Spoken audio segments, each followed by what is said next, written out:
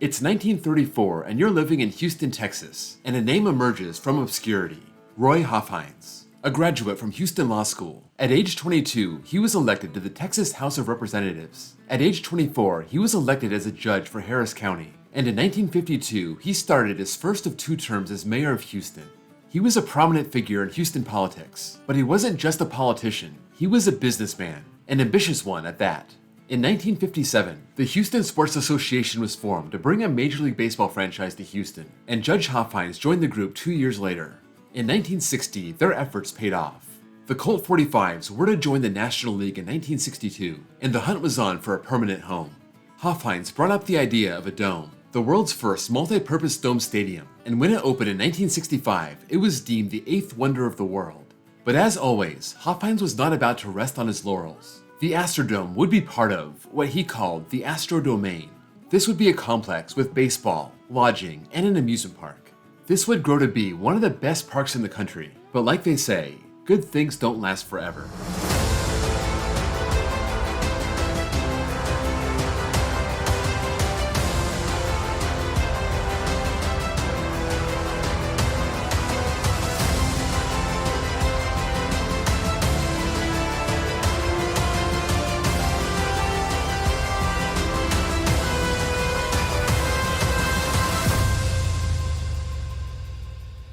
This is part 1 of a 5-part documentary looking at the history of Astroworld.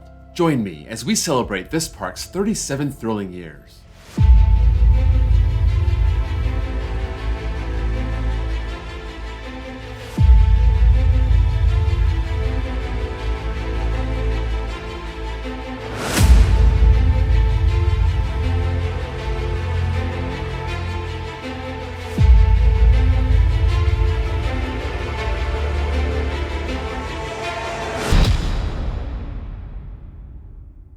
The Colt 45s played their first game in 1962, attracting about 12,000 fans per game to Colt Stadium. This was a temporary stadium just built for the team, while Roy Hofheinz and his team had something spectacular in mind.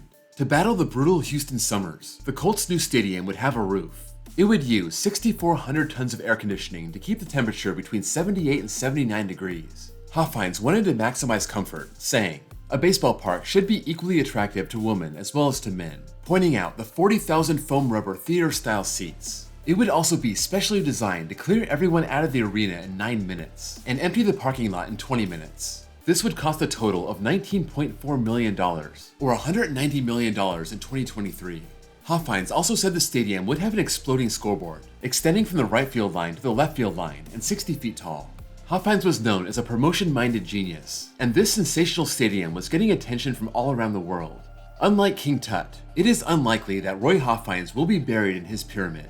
It's a sure thing, however, that barring nuclear destruction, the Dome Stadium will be a center of wonder rivaling the pyramids for generations to come.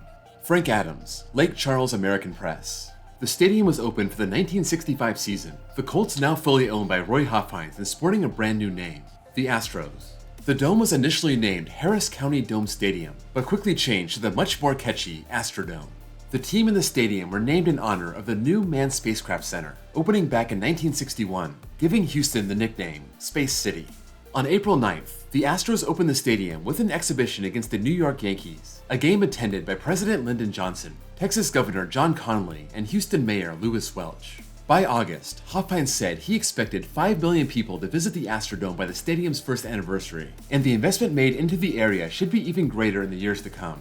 He referenced the soon-to-be-completed Expo Hall, as well as a Disneyland-type amusement park as an added bonus. Millions of people would come to see the Astrodome, complete with the Disneyland. The team, the Astros, the stadium, the Astrodome, the Expo Hall, the Astro Hall, and the amusement park, Astroworld. This would all be part of a massive complex that Hofheinz called Astrodomain. This complex is destined to become the world's greatest tourist attraction and bring untold millions of dollars into the Houston area economy. Within 5 years, he wanted to build it into a whole entertainment complex where a family could spend a whole week and never see the same thing twice. As the calendar turned over to 1967, Hofheinz approved the plans and secured financing for Astroworld. Initial estimates were between $16 and $20 million, sprawling over 100 acres south of the Astrodome. The park would be designed by Randolph Dwell and Associates, a California-based firm who already designed the first mega park in Texas, Six Flags Over Texas in Arlington, as well as work on sections of Disneyland. Astroworld would be international, having sections representing Japan, Switzerland, Germany, Italy, France, and others. As 1967 carried on, the site was shrunk down to 56 acres, and the price was increased to $25 million.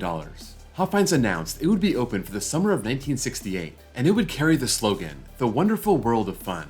The park and the dome would be connected by a 532-foot bridge over Interstate 610. 600,000 cubic yards of dirt had to be moved to landscape the park, with more than 50 features in the works needing mountains, lakes, and rivers. The same company hired to landscape Disneyland. Lanish & Reynolds was tagged with adding thousands of trees, shrubs, and flowers, having only one solitary scrub tree to work with on the park site. Stan McIlvaney was named the park's first general manager, having previous executive experience with Six Flags and in baseball. The park was touting its accommodation of 20,000 people an hour on rides and attractions, highlighting 3 major points of interest. First, Skyrama would stand 340 feet tall and serve as the observation tower. That would make it the world's tallest amusement ride. Then, the Alpine sleighs would rise up 65 feet into an artificial mountain, encountering snowstorms, glaciers, waterfalls, and the abominable snowman. Finally, Hofheinz would also undertake possibly his most ambitious project, outdoor air conditioning.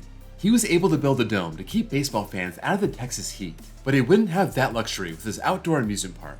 Instead, he would employ 2,000 tons of central air conditioning, as well as 4 miles of plastic pipe, cooling shaded areas, waiting areas, picnic areas, as well as every building. This effort was 4 times greater than any other outdoor amusement park. This also included the world's largest underground chilled water system.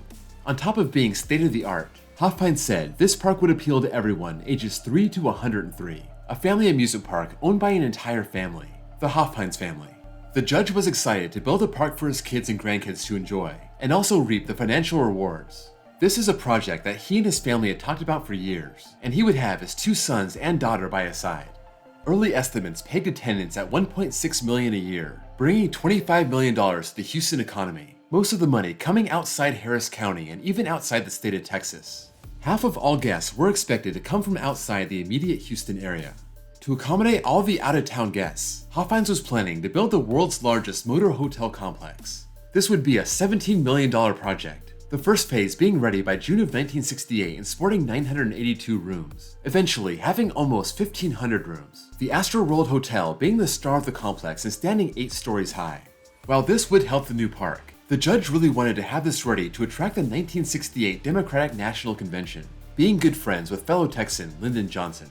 Johnson fought for the convention to be held in Houston, but having announced he wasn't going to run for re-election, Richard Daley convinced the president to hold the convention in Chicago. Guests could enter the park for one fixed price for adults, $4.50, and another for kids, $3.50. Those prices dropping by $1 by 7 p.m. The park being open from 10 a.m. to 10 p.m., and the ticket granting access to all rides and shows. These shows would include acts from the Ringling Brothers and Barnum and Bailey Circus, which the judge had just purchased at the end of 1967. By late December, Astroworld was 70% complete and right on schedule. Judge Hofheinz was seeing his star rise, getting credit for this burgeoning Astrodomain, something that was almost too good to be true for vacationing families. It'll be like moving Disneyland right into the Astrodome parking lot. Hofheinz has out O'Malley the Dodger Midas, Walter O'Malley, Tom Murray, the Baytown Sun. Baseball fans could take in a ball game while their families enjoyed the amusement park, and parkgoers wouldn't be able to leave the premises without seeing what Major League Baseball looks like under plastic. For Hofheinz, Astroworld wasn't only a great business opportunity, it was vital to make the Astrodomain work. He called it the key to success. This was because it cost $3 million to lease and maintain the Astrodome, $1 million more than the judge thought. Somebody has to pay the losses. That's why Astroworld is so vital, and that's the reason other cities don't jump on the covered stadium bandwagon. In February of 1968, the now $20 million park announced its grand opening would be June 1st. By early April, 12 of the 16 rides were either complete or being worked on, with opening day being just 2 months away. The 610 Limited Railroad received one of its 2 17.5-ton locomotives in late March, and they completed its first test run. It would travel 15 miles an hour around 1 mile of track, completing the circuit in 15 minutes, holding up to 320 passengers. On April 10th, with the park about 80% complete, the press was invited for a 3-day sneak preview. To get the full scoop on Houston's newest attraction, newspaper writers had to dodge mud puddles on the still unpaved walkways. The first sight of the Astroworld 57 acres of fun and pleasure makes you wonder, how will it be ready for the thousands of persons that will attend the June 1st opening? But then you stop and think, this is Houston and surely it will be opened. We had an opportunity to visit Six Flags Over Texas a while back and really enjoyed it, kids and all. But still, this new amusement park in the Astrodome complex is something that you really have to see to appreciate it. Mac Russo, the Morgan City Daily Review. Russo also noted Judge Hopkins' great foresightedness, and that the entire Astrodomain was a great expenditure that would not be paid off in his lifetime. And to keep the dome open daily cost around $3.2 million, so dollars must be poured into the kitty. Hopkins went on to say that June 1st would mark the start of Phase 1, but just wait until next year for Phase 2, then the next year for Phase 3, and there was so much more to come. At 57 acres, the park had lots of room to expand, although it was already bigger than the 6-year-old Six Flags Over Texas, and just a few acres smaller than Disneyland. At the end of April, just a month from opening day, general contractor DM Dozier was asked if they were still on for a June 1st opening. Yes, definitely yes. We really don't have a choice. Judge Hopkins says we'll be ready, and we will.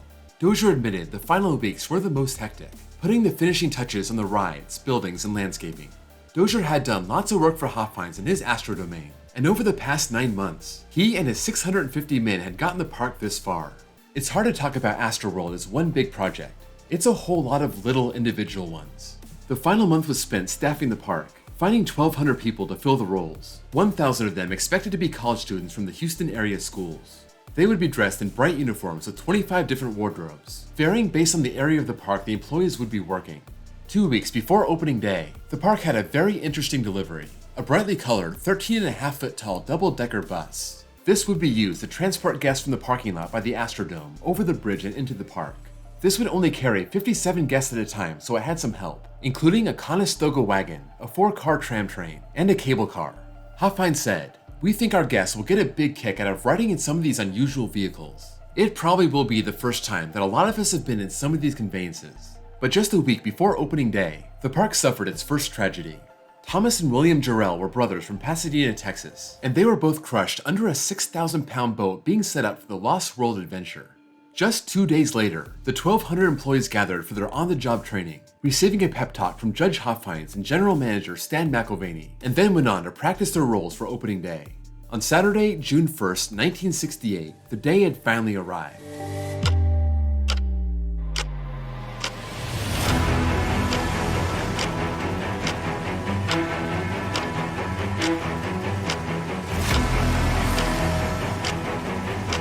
When guests entered the park in the morning, they would be greeted by a Sousa-type marching band, decked out in bright red. Moving down Main Street called Memory Lane and into the Americana section of the park, there would be a barbershop quartet, its members dressed in old-time police garb, giving directions when they're not singing. In Plaza Fiesta, there's a Mexican-style bandstand, flamenco dancers, folk singers, and other musicians. In the European Village, there was the 340-foot Skyrama, as well as Le Taxi, an antique cars-type ride featuring French taxis. Also, Mill Pond, an aero development bumper boat ride. Alpine Valley would be defined by one ride, Alpine Sleighs, also designed by Aero Development. The 65-foot mountain that houses Alpine Sleighs would cost $250,000, and it was the most sophisticated project in Astroworld. The mountain named after the founder himself, Der Hofheinsberg. You could also pick up the Astroway in Alpine Valley, the skyride that had a station here as well as Oriental Corner, spanning over 1,000 feet. That's where you could ride Black Dragon, an Everly monster flat ride, seating 48 riders at a time and spinning around while the arms move up and down. This would be entirely black, except for the yellow lights lining the arms. This is where you could also take in the karate and judo show. You could also pick up the 610 Limited train, an authentic replica of the 36-inch narrow-gauge train of the 1870s, having one station here in the Oriental Corner and the other in Western Junction. Over here, there was the Crystal Palace, an 800-seat theater for live performances, singers by day, magicians and dancers by night. Also, the Shooting Gallery, an electronic shooting gallery that was the first of its kind. Finally, there was one ride, the Wagon Wheel. This was a chance ride Strabant, a spinning flat ride that held 40 passengers. You could also take in a gunfighting show, rotating among 6 different storylines. The Lost World would feature one ride, Lost World Adventure. This was a well-themed boat ride with a tropical setting, telling the story of Professor A. Tittle Gooley. The ride passing by giant ants, man-eating butterflies, cannons, dragons, waterfalls, a geyser, culminating in the ruins of an ancient temple guarded by alligators. Modville would have 3 rides. The Happening, which was a scrambler flat ride. Spin Out, which was another driving simulator, but unlike Le Taxi, which had French taxis, this had sports cars. And then there was the Astrowheel, a double-arm Ferris wheel that allowed one side to be loaded but the other side was in motion. This would rise 90 feet in the air, painted crystal blue with green, blue, and orange capsules, and over 1,200 25-watt bulbs lighting up the whole ride at night. This also was the site of Astro Go-Go, a venue for live shows, and the Mod Circus with trampoline acts, jugglers, and unicyclists. Finally, there was Children's World with 4 main attractions. There was the Barnyard Petting Zoo, the Boot Slide standing 10 feet tall, the Maypole, which was a teacup ride, and Rub-a-Dub, the Aero Development Channel boat ride. This had riders floating in tubs in a 400-foot trough themed as a storybook. Kids would also be able to meet iconic characters like the Big Bad Wolf, Little Red Riding Hood, Humpty Dumpty, and animal characters that are park originals: Astroline, Astro Bunny, Mr. Bear, and Astro Kitty. Finally, at high noon, there would be a parade that would feature performers from all over the park, from cowboys to dragons. When asked what was next after opening, general contractor D.M. Dozier replied, "A lot. As the judge has said, this is only the beginning." Thanks for watching episode 1 of this 5-part documentary. If you enjoyed it, please drop a like. And if you know anyone who would be interested in the history of Astroworld, I'd appreciate if you shared this with them. This is a major project and I appreciate the support. Stay tuned next week as we look at the park's early years under Judge Roy Hofheinz as his vision starts to unfold.